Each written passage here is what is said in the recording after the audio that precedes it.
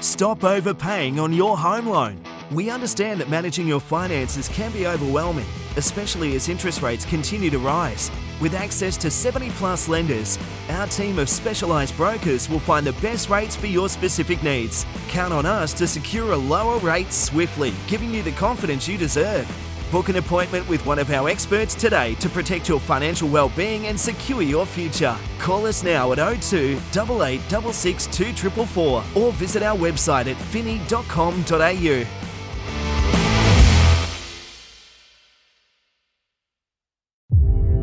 This is a Momentum Media production.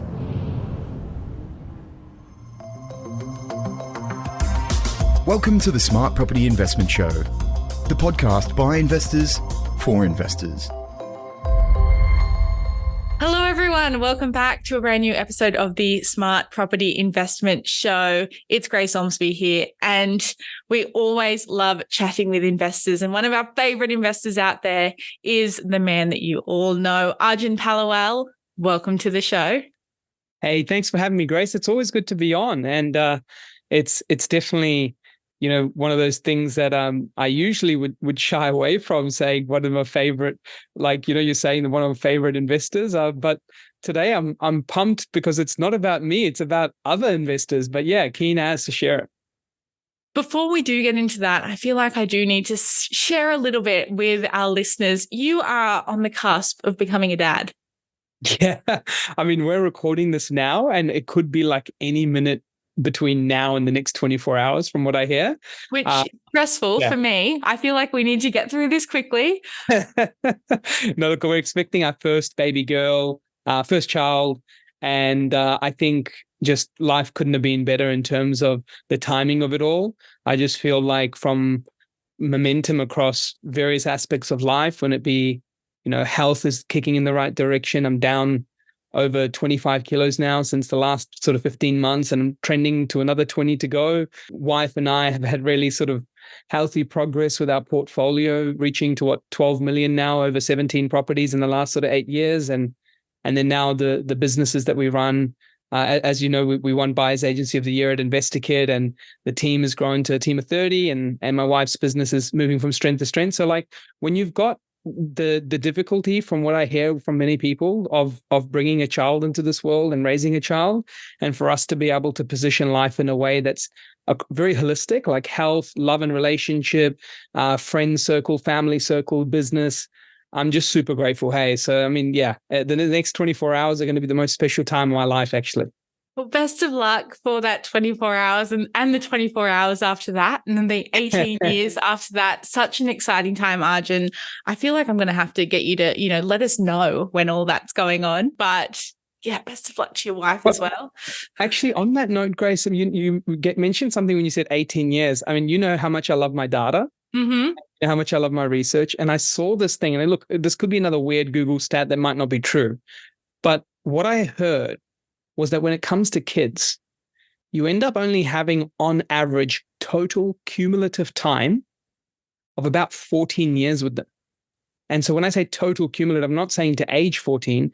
I'm talking about if you add up all the moments in your life with them, it's about 14 years. And supposedly the first 12 years come in their teenage and earlier life. And then you only end up spending 2 years cumulative in all moments added up together for the rest of life, because they might see you for an hour or two on the weekend, or they might see you for, you know, a Friday night family dinner or a reunion or a birthday party. If you add up all those moments. Now, again, I saw this online, I saw this on a YouTube video, so I could be out of this, but it sounds about right. And I think looking at that makes it even more special for what's ahead. Yeah. Oh, that's so exciting, Arjun. With everything that's going on in your life right now, I couldn't be more happy for you. And I know the whole entire Smart Property Investment team is so excited for you as well. So keep us updated. We'll try, and we'll obviously give you your privacy for the first little while, but then I feel like we'll need to celebrate a little bit after that. But enjoy the next couple of weeks. We'll get through this super, super quickly, so you can go away and enjoy that 14 years of time with your soon-to-be born child. But back to the subject, the topic of today's podcast, and I'm super keen to unpack this because you've actually gone through the top 50 clients that you have to try and profile them, to see what works, to see what doesn't work, to really lift the lid on what makes these people successful. And what brought you to do this? What kind of made you decide to explore that aspect of data? Because you're already looking at so many other data points. Yeah, I find like, as life and business and this journey has gone on from helping many investors, we've now, helped well over 500 people. And this is special to be able to look back and see all the numbers and results and what's happening. And over now 5 years of helping people, what I came to realize was that our team is getting and has been very, very good at analyzing property markets. And now I'm seeing, green shoots, not just of our analysis, but my team members and their direct reports and how they're analyzing it. I'm like coming into certain boardroom meetings and seeing our data team, our research team, and I'm like, wow, that's really good. Well done on analyzing that. For example, Jung in our research team, she had an analysis where she looked to complete a full analysis of a city in 10 charts. And the goal was, I know we can have 30 pages of data per city. I know we can have all these references, all these machine learning, the AI that we incorporate, all the different tests and back testing, scorecards, traffic light systems, everything. But can we succinctly understand what's happening in 10 charts? And she came up with this framework and it was brilliant. So where I'm going with this is that the property stuff is starting to become the easy stuff for us. And what I'm more so intrigued about is the human nature, the human behaviors, because there are common traits amongst extremely successful clients. And I'm not talking about me just saying biasedly what I always do, what I want to do, what my plan is, where my portfolio is. I think people on the show have probably heard that enough. I think more importantly, it's more about what a common group of people are doing to not only get their portfolio to, for sure, achieve their goals, but taking it to prolific heights. I'm talking about investors from $10 to $20 million in assets. I'm talking investors who had no position or reason to own 4, 5, 6 properties totaling to 2 to 3 mil, but yet they got there. And then also there's the in-betweens, that those, when you look at their journey when they started with me at 2018, and their progression was just out of this world, from all parts of life, health, relationship, career, investing. And so I thought, you know what? There's surely got to be some common things here, because whilst we have the same strategy in terms of broadly how we scale portfolios, whilst we tailor strategies then individually, and whilst we use data and research, that's a methodology and framework to scale portfolios with due diligence checklists and everything like that. Yet customers who work with us will always have different ways to approach things, different things they believe in, different things they don't. And I said to myself, I was like, even with all the formulas and strategies in the world, why do we keep having customers that go in one swim lane or another swim lane, and don't all follow a pathway that we know it's proven? And so we try to dissect that to go, well, what are the ones that have achieved the biggest results in portfolio size, in portfolio quantity, in trajectory to passive income, in timeline to do it? And let's pick out all of these top 50 and figure out the common traits. So that's how we came about doing this. Well, you've certainly piqued my interest. How do you even go about, you've obviously put those top 50 in some spreadsheet somewhere.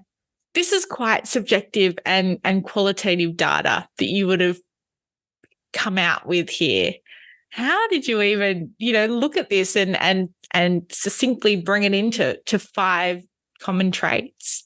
Super tough, honestly. There's, like you said, it's so qualitative to many angles. And so we started with the quant stuff first, which was the review of portfolio value, cash in bank, things like portfolio LVR change through capital growth versus market outperformance, people who hit their plans based on plans we designed versus people who didn't, people who outpaced their plans based on purchases made versus purchases timed to be made, right? Mm-hmm. Mm-hmm. And then even just looking at it from a perspective of people who had the longest lengthened journey with us, going back from 2018-19, and starting to see those who had made those moves following.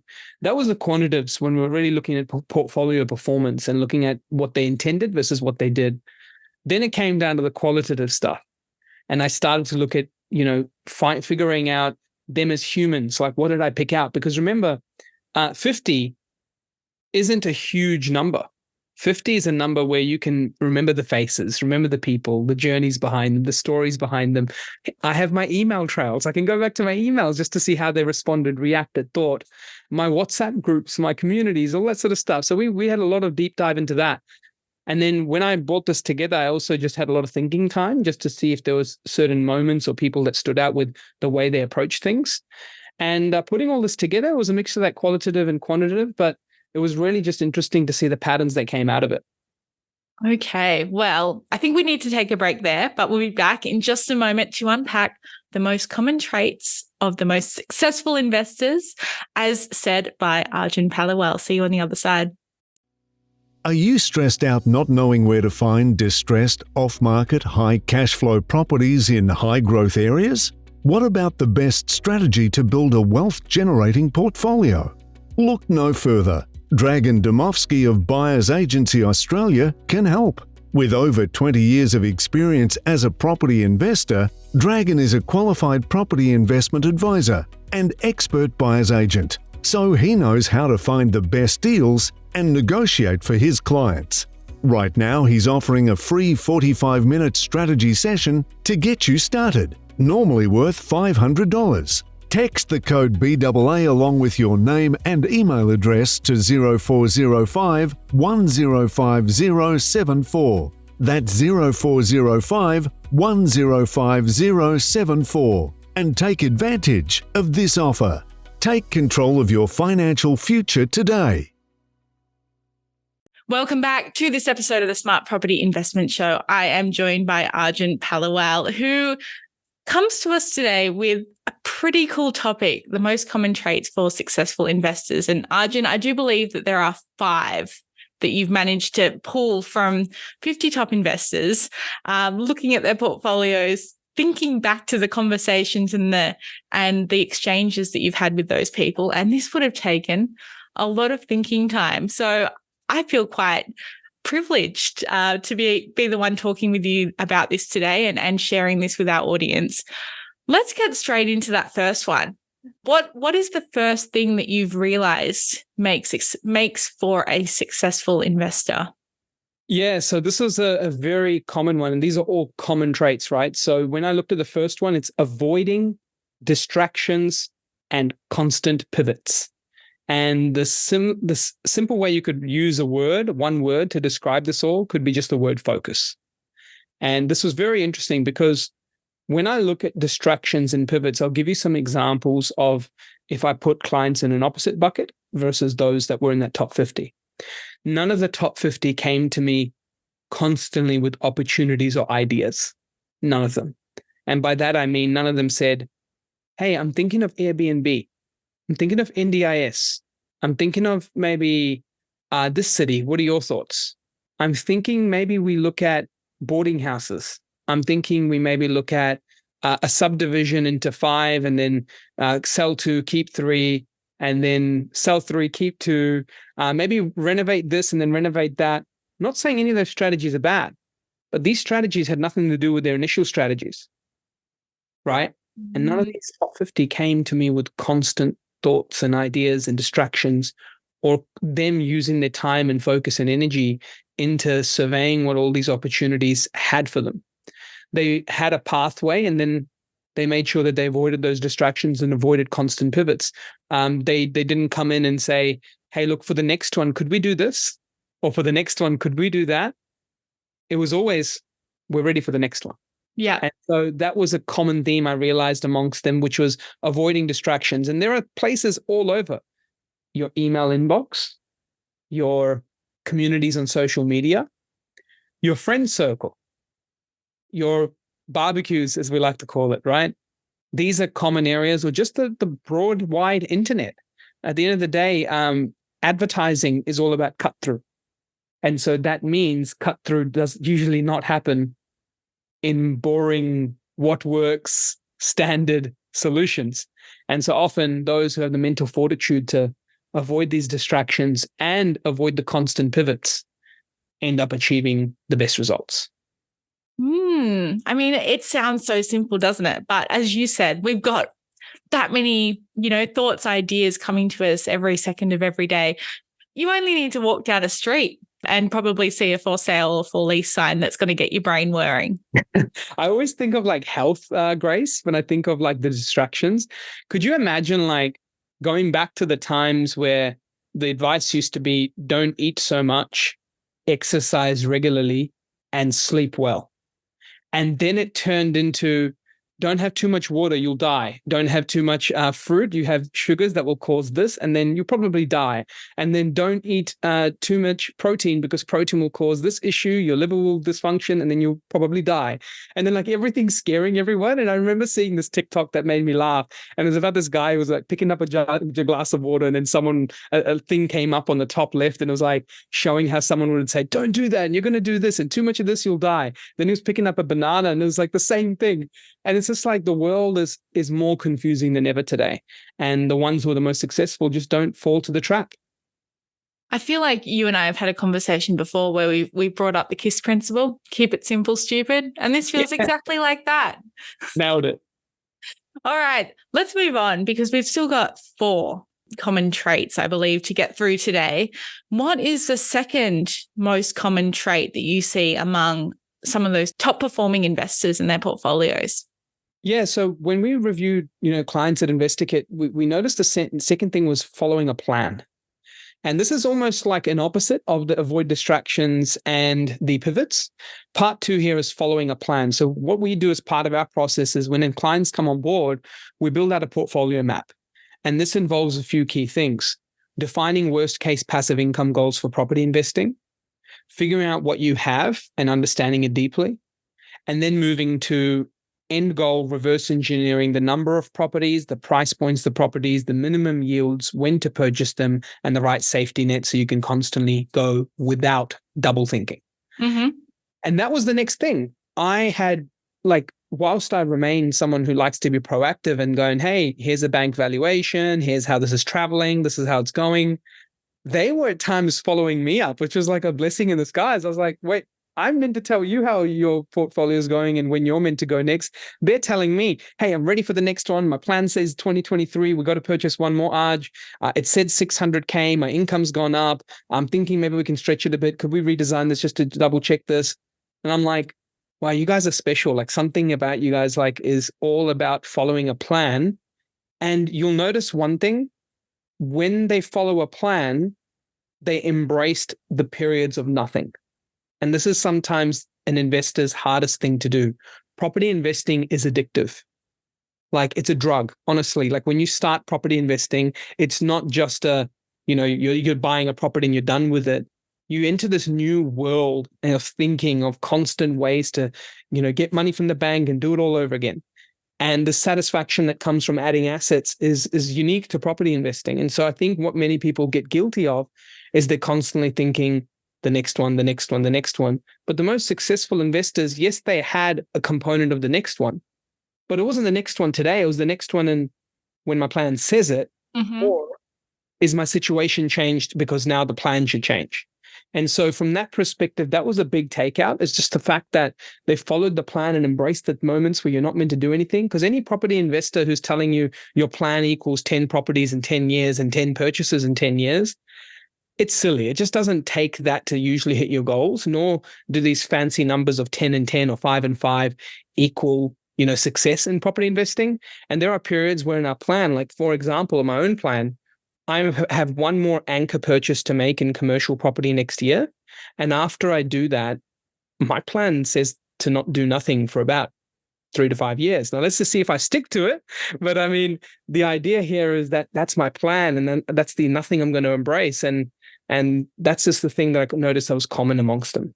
I feel you did bring up that it's a little bit counterintuitive to that first point, which was avoiding distractions and the constant pivots. But at the same time, I feel like it does really dovetail nicely into following that plan, because if you're following the plan, you're not going to be looking at other options. You've got something to stick to and you know that it should work. Absolutely. It's clarity and focus seem to be the themes of the first 2. Let's move on to number 3. because, I mean, we're flying through this, but it's so important for people to hear about what it does take to be a successful investor. And the fact that you've managed to crystallize this, Arjun, into something that doesn't seem that hard to follow is really cool. Yeah, there's this next one is cash is about risk management. None of them fell in love with cash. And by cash, I'm literally referring to the money that you see in your bank account when you open your banking apps. None of them felt like there was this magical number that all their problems in life would be solved if they had. None of them felt like they were in a bad position and therefore needed to hold way more than most would think they needed to. They used it as a risk management tool until their plan was completed. And once their plan was completed, then you should stash all the cash you want to be able to offset monies, put it in shares or property or whatever you want to do, business, reinvestment, lifestyle. That's up to you. But once you've not hit your plan or in that phase of trying to hit your plan, you need to realize that cash is just risk management. And so what I have my own personal risk rules is like 20 to 25K per property is a good enough buffer. So if you've got 3 properties and you're going for your 4th, sure, go for it. But maybe have 75K before you're investing money. And then you might feel comfortable to go for it without thinking twice and without delaying your plan or without getting distractions, and see how all of these start to tie in together. It's like, I'm avoiding my distractions. I'm following a plan and I just have enough cash to be okay. And then every dollar above that, I need to get closer to my next one to meet my plan. And that was the next piece where they looked at cash differently. They didn't have a love for it. They didn't feel like a satisfaction behind it. It was just a tool. And it was all about getting to that plan and using smart risk management. And any dollar above that they saw as, I don't like this, I need to use this. And that was an interesting character or sort of thing I noticed amongst them. You're making a lot of sense here. I mean, to recap the first 3, we've got some of the most common traits for successful investors being to avoid distractions and constant pivots, or as I like to put it, to keep it simple, stupid, following a plan, and then having a good attitude to cash and what that all entails. We're going to take a quick break there. See you on the other side with more from Arjun Paliwal. Welcome back to this episode of the Smart Property Investment Show. I am joined by the one and only Arjun Paliwal, a property nerd who has managed to not only analyze Australia's housing markets, he's now turning his attention to analyzing the traits of the best investors out there.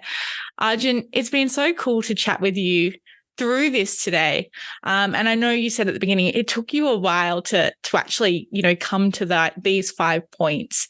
How long did it actually take? Was it days or weeks of effort? Did you have to kind of start looking at it, think about it, and then come back to it later? How do you even go about, looking at such subjective data? Yeah, so people who are close to me and know me is that one of the biggest things I try and preach or do my best to is hardcore focus. So when I was in on this task, it was like a week straight of early mornings, late nights of trying to figure this out and look at this qualitative part and the quantitative part and try and have limited bias in it and try and create some frameworks in that qualitative approach. And so that was where the first 3 days were spent. And when I say 3 days, they're like 3 days straight of mornings and evenings.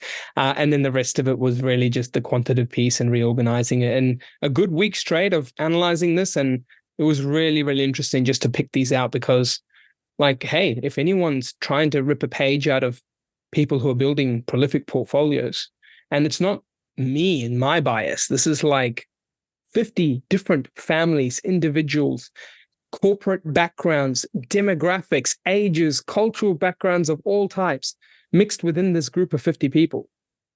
There is common traits here, and this is what this episode's all about. And I love that, you yourself would have had to avoid plenty of distractions and pivots while looking at this data. I mean, the proof is in the pudding. You're a successful investor yourself. We're up now to number 4 out of the most common traits for successful investors. We've talked through avoiding distractions. We've talked through following a plan, and we've talked about the use of cash as a tool for risk management. What else is there that does make a successful investor? Yeah, so I think on these last couple of points, this next one was something that surprised me the most. And what this was there was no patterns in their purchasing. Data did the talking. And what I mean by patterns is that there are people who go and invest in property with certain boxes to tick. Must be over 500 square meters. I want it to be a modern home with 20 years or less for depreciation and limited maintenance.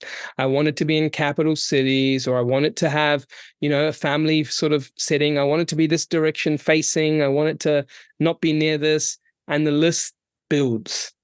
And there was something I noticed, which was none of these top 50 had a deep list. They all let the data do the talking. And to give people an example of what that looks like, one of our top 50 clients, Michael, had a 3-bedroom, 1-bathroom in Brisbane with weatherboard. Then he had a property in a lower socio area of Brisbane as well that everyone frowned upon, or his income and his status would look at it and go, why am I here? What am I doing with this? But then that performed. He then went to borderless and is spread across now in Adelaide too, in Bundaberg, in Brisbane, as I mentioned, in Central Coast, and now even Victoria. So he's across multiple states. I think that's what SA, Queensland, NSW, Vic, that's 4 states.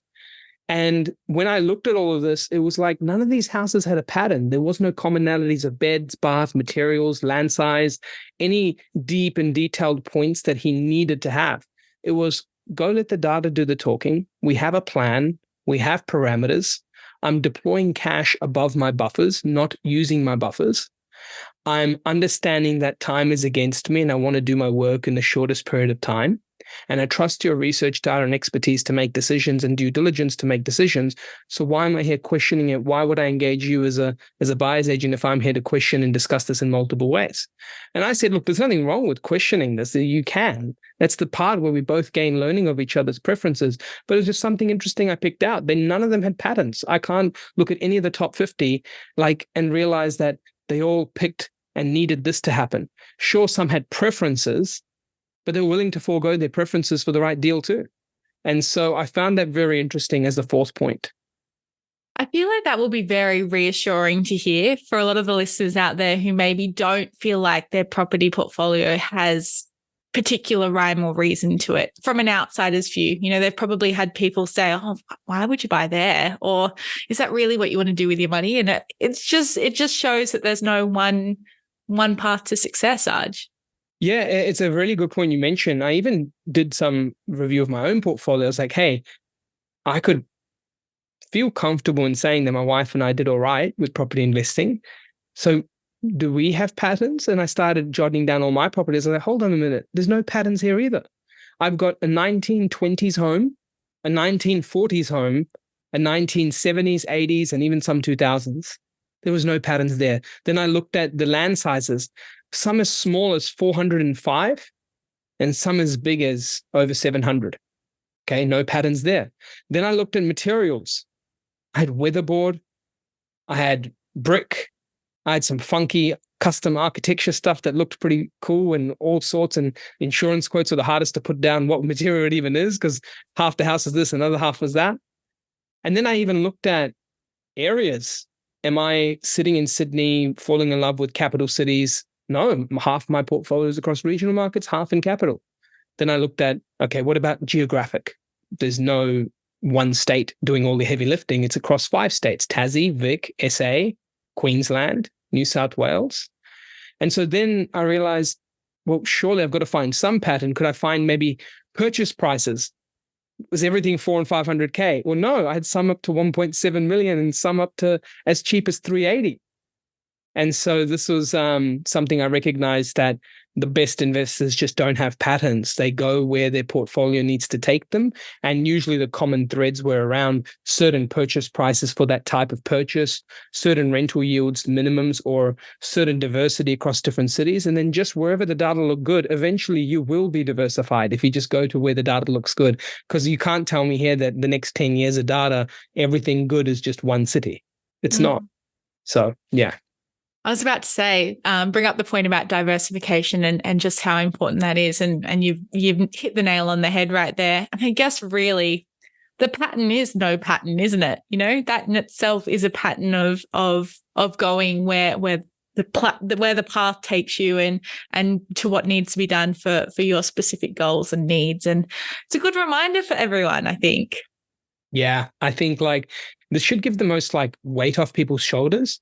Too often people put pressure on people's property investing decisions by making them feel like they have to be so organized with every tick box to hit and every box to check.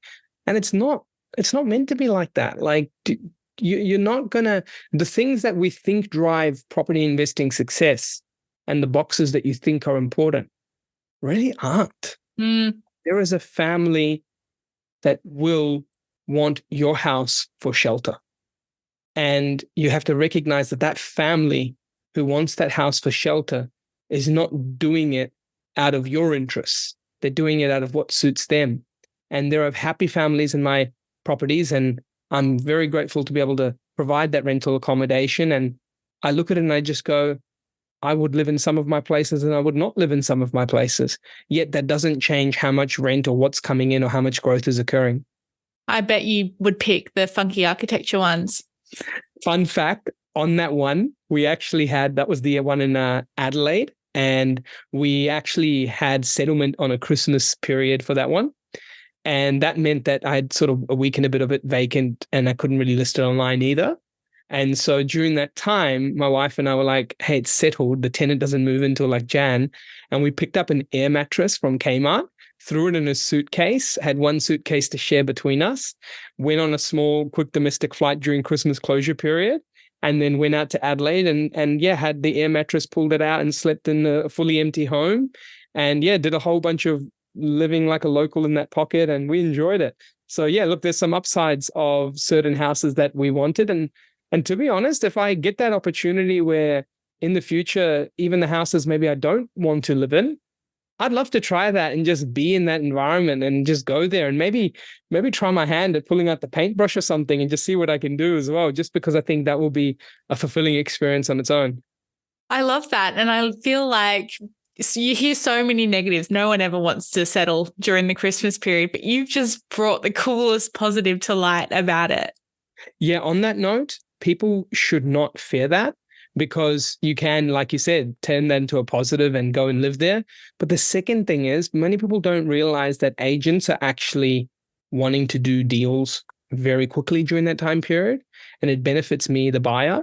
So what happens is like, some agents, they're great. They want to help their vendors, but many of them realize that they just need to close off the year and head off on their holidays, and they will push offers down vendors' throats to accept. It's a sad world we live in that they have to resort to doing that.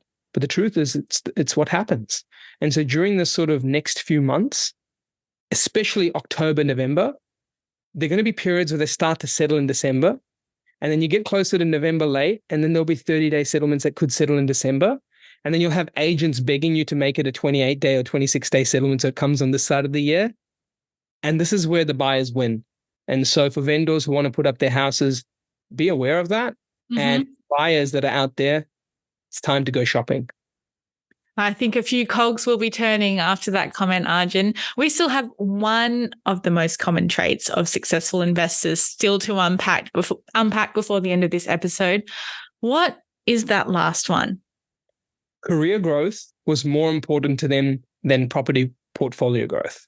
And this is like all the opposite to everything I'm here to talk about, right? It's like, hold on a minute, Arjun, you're a property guy, you run a buyer's agency in property, you invest personally, you help many investors, you should be just nothing but property. You're head of research, all you do is research and data and spreadsheets. No, it's interesting. Career growth was more important to them. I caught up with many of them in person for coffees, for lunches, dinners, and career direction. And by career, I don't just mean job, it could mean jobs, businesses, anything.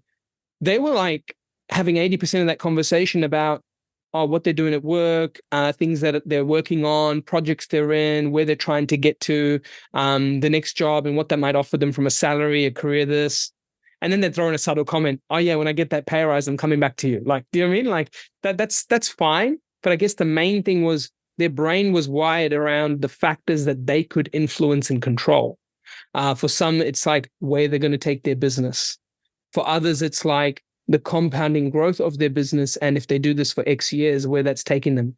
For others, it's like I'm going to change my industry because I'm feeling like this suits me better and I want to go in this direction. And this is where I think I'll be able to achieve X, Y, Z.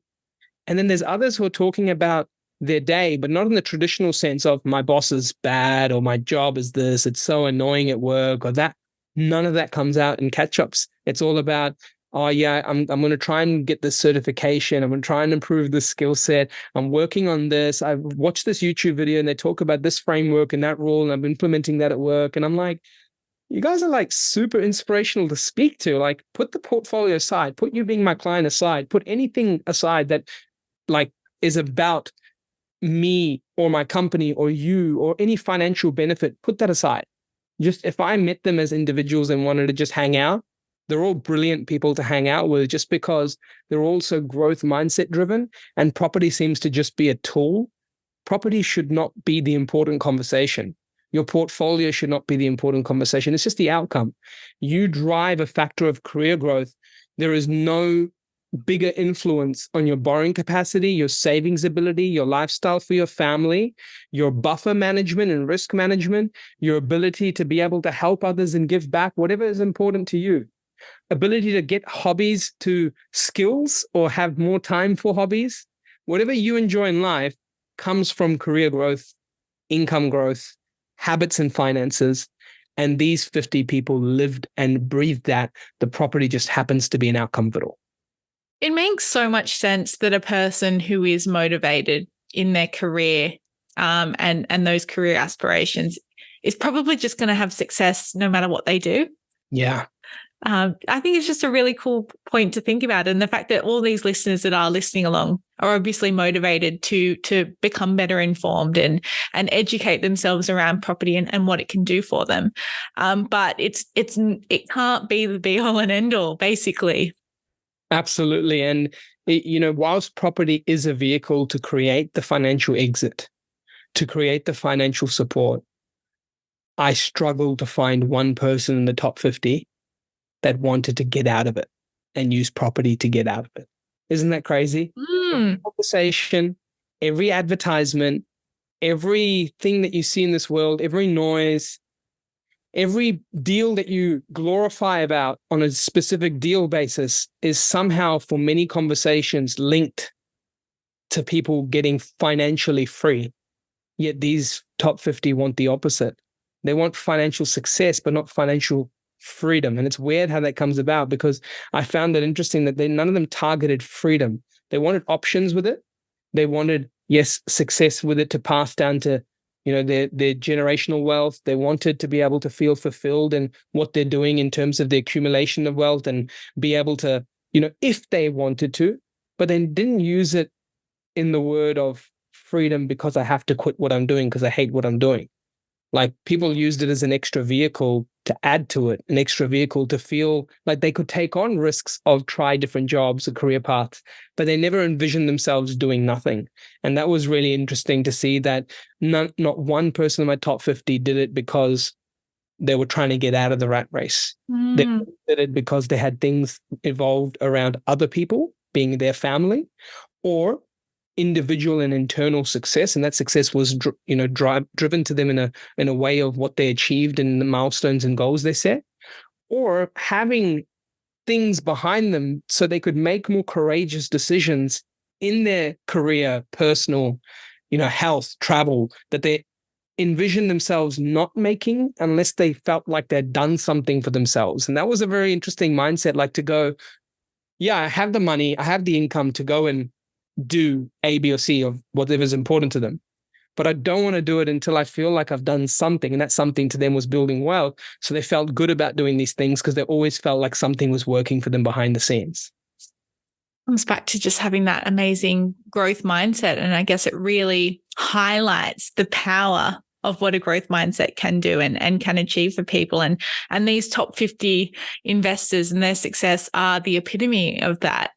Arjun, it's been so cool to chat with you about all this. I feel like I need to push you out the door at this point to go and spend some time with your wife, the last few childless hours that you will have together. Thank you so much for taking the time. I've loved the conversation today. Thank you. And it helps that she's a property nerd like me. So hence why I'm on this call. You're probably going to go and chat property with her anyway. No, thank you so much, Grace. And I hope everyone tuning into this can see these 5 core habits or traits amongst successful investors. I'm very grateful to be able to, purchase upwards of now 800 properties for clients at InvestorKit Buyers Agency, and to see the top 50 like this and see what they had. 5 key traits that no doubt, if you can adapt to your journey, you hit some pretty impressive milestones too. There you go. You heard it here first. To everyone who is listening along, we hope you enjoyed this episode. Like or review us on whatever platform that you do listen to your podcasts on. Any questions, don't hesitate to reach out, editor@smartpropertyinvestment.com.au. Stay up to date with us for all the latest news on our website. Subscribe to our bulletins if you have not already, and check us out on social media, Facebook, Twitter, LinkedIn, and Instagram.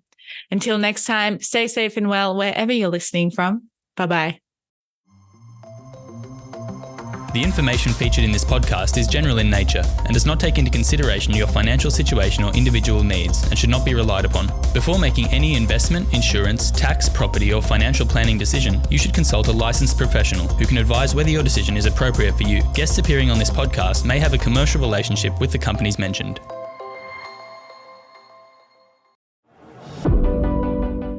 Do you need help planning your next event? With over 15 years of experience, Captivate Events is the expert in event planning. Our dedicated team ensures every detail is meticulously handled. Whether it's a gala dinner, exhibition, conference or study tour, we've got you covered. We'll be there every step of the way, from conceptualisation to flawless execution, to ensure your event is a seamless experience, minimising the time and stress involved in planning. Make your next event one to remember. Visit www.captivateevents.com.au or call 02 88 66 2440 and find out how we can captivate your audience.